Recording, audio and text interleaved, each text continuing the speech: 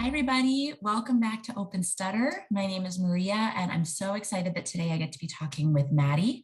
She has a lot to share about her journey so far with her stutter, and I'm really excited to get started. So, Maddie, tell us a little bit about yourself. All right, so my name is Maddie, and I'm a person who stutters. I'm currently a second year in college, and I'm studying both psychology and youth and social innovation. I began my arts journey last summer and have been attending group and individual sessions ever since. So, yeah. Awesome. So, you mentioned you're a person who stutters. We haven't heard much stuttering so far and might not while we're talking today. So, can you tell us a little bit about that concept of being a person who stutters covertly, or how you are able to be a person who stutters without showing it? Yeah, for sure. So for me, being covert means kind of employing a lot of tricks, is what we tend to call them. So I say, sometimes I'll insert kind of prolonged pauses in my speech to give myself time to catch up or not really catch up, but hide stuttering. Yeah, and there's a lot of tricks that I didn't even know I had until I started with arts. And yeah, so my main two were ums and what we call word substitution. So mid-sentence, I would find easier words for me to say, and it ended up making my speech sound and feel very scattered and kind of all over the place, which I, of course, didn't love. So those are my two main tricks, but being covert just means finding these tricks that can hide a stutter. Yeah. Perfect. Yes. And just for those who are watching who might not know, ART stands for Avoidance Reduction Therapy for Stuttering. And some of those tricks that Maddie's talking about, we refer to, if you're a speech therapist, maybe as an avoidance or a secondary behavior. So, Maddie, I think a lot of people who are watching might ask, if you're able to hide it maybe 90% of the time or more, why would you change anything? It sounds like things are going great, right? Yeah. Yeah. No. So I think that my main covert period was definitely throughout high school. I would always get from friends, parents of friends, teachers, even anyone, whenever I would tell them, or if I ever told them that I was someone who stutters, I a lot of the time would get, oh, I had no idea, stuff like that. And for so long, that kind of reaffirmed my idea that I didn't need to do anything and that I didn't need to start speech therapy or restart speech therapy in my case. And so, like, I think that for me now that I am in speech therapy again, a big part of like wanting to change or wanting to do this for myself is I think it's a big privilege to just walk around the world and not worry about how your voice sounds to other people. And for so long, I did not like the sound of my voice. I didn't like how I spoke. It sounded all over the place to me. It sounded super uninteresting, kind of scatterbrained, and that's not how I wanted to be portrayed to the people around me. So I think that wanting to change is really about wanting to kind of get away from those feelings of fear and embarrassment and shame and kind of replacing them with feelings of courage and joy for speaking. Because again, like for so long, I considered myself super shy, introverted and stuff. But in the past year, I have definitely come to know myself as someone who really gets a lot of energy from speaking to others. And so a big decision in my starting speech therapy again, like I think a lot of it came from just wanting to actually feel joy when talking to others and not always thinking about what they were thinking about me, if that makes sense. So. Right. Yeah, it sounds like what you were going through, most listeners wouldn't realize that you weren't able to enjoy and be in the moment when you were talking, or you would constantly have to think about which trick am I going to pull out or use to avoid a stutter in this moment, as opposed to being in the moment and enjoying a conversation. Yeah, totally. Absolutely, which can be exhausting. So Yeah, definitely. I appreciate you kind of explaining that for those who don't stutter to understand a little better. So tell me about that decision when you decided I do want to look for some more speech therapy at this point, and how it felt to reach out and get started, because I think that can be a really tricky first step. Yeah, I will start by saying it was insanely difficult. It was the scariest thing to me at the time when I was starting to look for avenues to restart speech therapy. And I think a big part of my decision came from I started my first year of college in the fall of 2020. So we were very much in lockdown still. And that was, of course, hard in itself, but I think that I definitely took it as a way to move into college, be in my dorm, talk to my roommate, but really not do anything outside of that and just blame it on the fact that we were all going through a global pandemic. Mhm. And so coming out of that first semester, I ended up going home for my second semester, first year. And again, I really think that that was just a way for me to stay comfortable and not put myself out there and not think outside the box and not meet new people, get involved at a school that I was really excited to go to. And so coming out of that first year, I was able to find a lot of support in my family to start speech therapy again. And that being said, it was not easy. Like even when I had that support system, it was still very difficult to actually start. I think I postponed the first meetings for weeks at a time coming into this. But after joining my first group session, I really was able to see myself like being able to grow my confidence in speaking, finding more support in people who stutter, because prior to beginning arts therapy, I had never talked to someone else who stuttered. And so that in itself was a very large step in my own journey to kind of be able to find community in that group. And yeah, so I don't know, like it was definitely very hard, but I do not regret it at all. Of course, it has helped me a lot, but I am very much still in the middle of my journey and there's a lot to go, but I feel very proud of the progress that I've made so far. I think being in the middle of your journey is the perfect way to put it. And those of us who know you have really seen huge changes. Like I can definitely testify to that. Thank you. So tell us a little bit about ways that you think you have changed in the last few months. And are there certain like homework assignments you gave yourself or certain discussions or certain ideas that really propelled you to make that change? Yeah, for sure. I have a lot of love for homework assignments, as silly as that sounds. That has really been a way for me to find like tiny successes that have pushed me towards bigger challenges. So, in the beginning of my whole journey with re-entering speech therapy, a lot of my homework revolved around things that I had been deathly afraid of in the past few years of my life. Some examples being ordering in drive-throughs, ordering in restaurants, saying my name to others, introducing myself, just any small speech, like encounters that, of course, wouldn't seem scary to someone who didn't stutter, but to a lot of people who I've met so far who do stutter, they are like end of the world scenarios. So Yeah. a lot of my assignments in the beginning were going into a coffee shop and ordering my coffee, or even ordering the same coffee as my friend, but saying my name and just like finding these really small successes that really like allowed me to stand back and say, a year ago, I would have never done that. I would have never gone into some random place and told a stranger, hi, my name's Maddie. Can I please have an iced vanilla latte? You know, like it really starts with small stuff like that. And then from there, I've been able to add some complexity to the assignments through participating in class, raising my hand, going to events that I would have maybe stayed home from in the past. Yeah, so I think that a really big important thing when kind of assigning yourself these homework assignments is to start small and then kind of grow into it. As you find your groove, you will be able to kind of like push yourself more and more. Definitely. And I think a huge theme in all of that has been kind of you being empowered because you're the one choosing your own homework assignment. It's not somebody else telling you, okay, you're ready to go raise your hand in your biggest class now.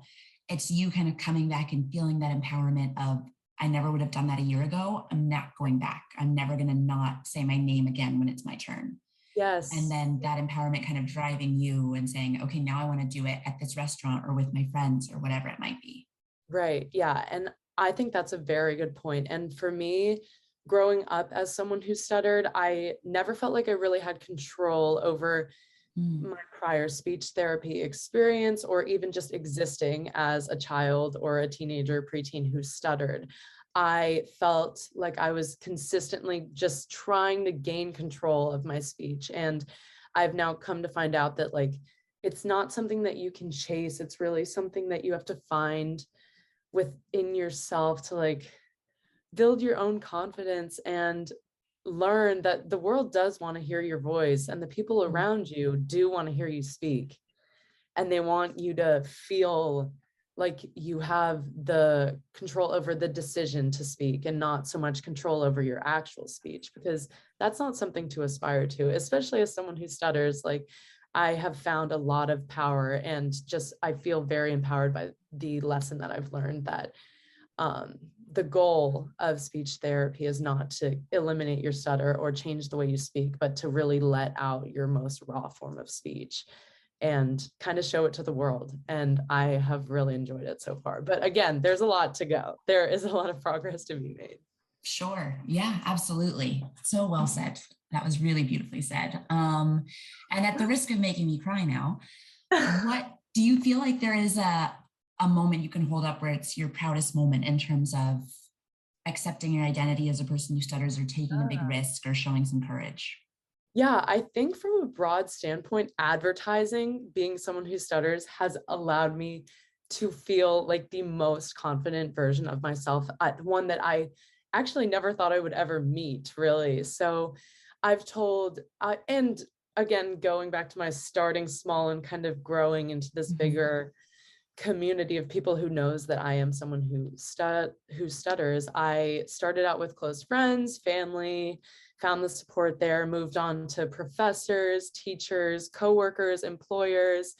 I've told random strangers that I'm someone who stutters, like, so that is very broad, but just being able to feel comfortable in saying, oh, by the way, I'm someone who stutters, this is what that means, super quickly has allowed me to really just grow my self-confidence a lot and take control over my own life. Again, not in the way of controlling my speech, but of controlling the fact that I don't stay in all day and hide, but I'll put myself out there, I'll try new things.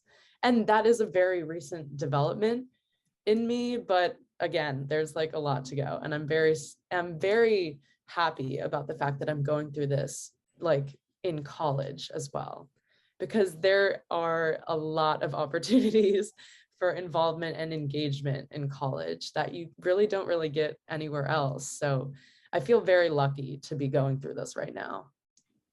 Absolutely. There's so many opportunities in college to get out there, and there's so many opportunities too to hide, especially now where you could be doing things with apps and like ordering food that way, or you don't have to take big classes where you might have to raise your hand or, any classes where you might have to present. You can avoid joining clubs or going to activities. And it is a big moment in your life in terms of making those choices. So Yeah, that's definitely. really exciting. And I know you've made huge gains in terms of kind of just speaking up whenever you want to, or going to events, really expanding your circle and getting out there and being so brave. So, but you're Um, right, you're kind of in the middle of this journey with your stutter. So what do you see as kind of your next steps, like your long-term goal? What do you want it to look like in a few years?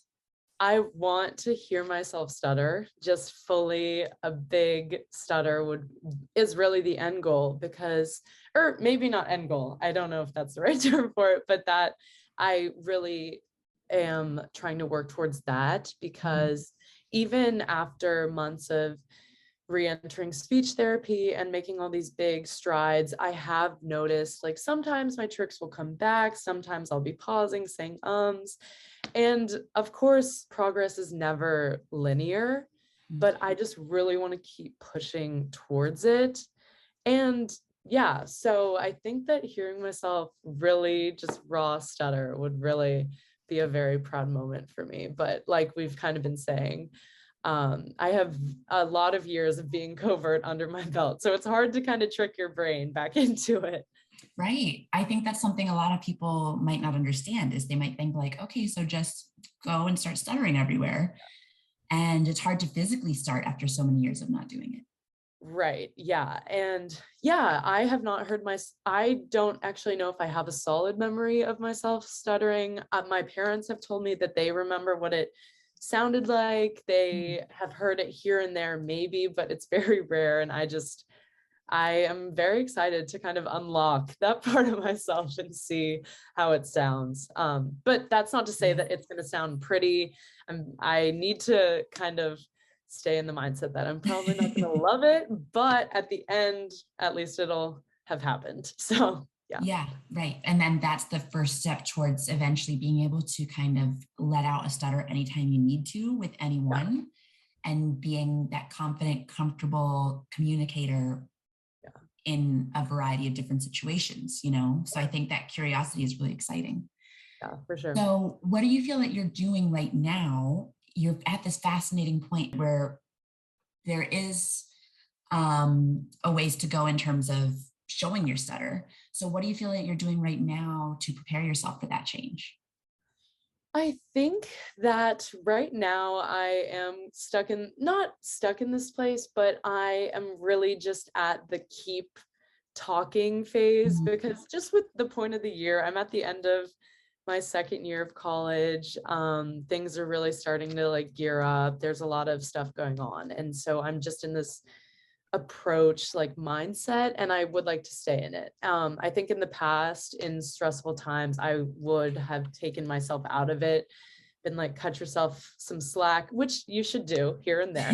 But I just really want to keep going out of my apartment, don't stay inside, do what you can to keep talking, even if it's these little moments of spontaneous speech. Those are the most important because they are just these little things that really build you up to your next like major like point of change. So I don't know if there's anything super profound about what I'm doing right now, but I am proud of being in the approach mindset because in the past I have definitely like taken the easy way out and just kind of locked myself away, not talking, stuff like that.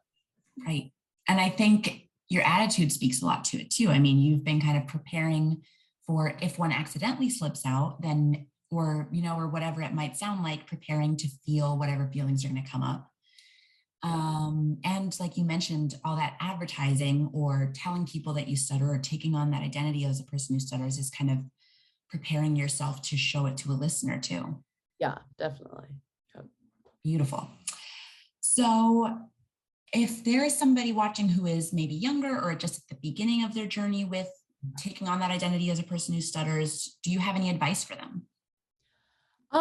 Yeah, I would just as it's just don't stop talking. I know that sounds really scary, but there are so many little ways that you can kind of find like there are many opportunities throughout any levels of school to find little ways to really sit back and say, oh, that was something that I wouldn't have done yesterday, last week, last month, last year. There are little ways to regain your confidence in speech.